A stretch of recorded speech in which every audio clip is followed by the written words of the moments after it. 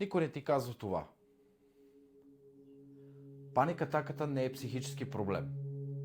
Тя е физиологичен отговор. Тялото ти прави абсолютно същото, което би направило, ако го гонеше мечка.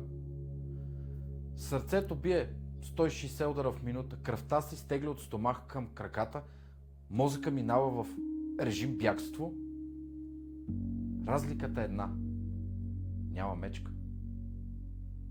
Има спомен, който тялото държи някъде в мускулите, в дишането, в гърдите.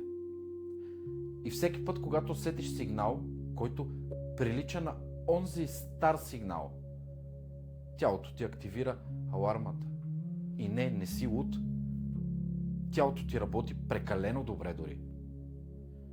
Просто реагира на грешен сигнал. Това може да се пренастрои. Но първо трябва да го разбереш.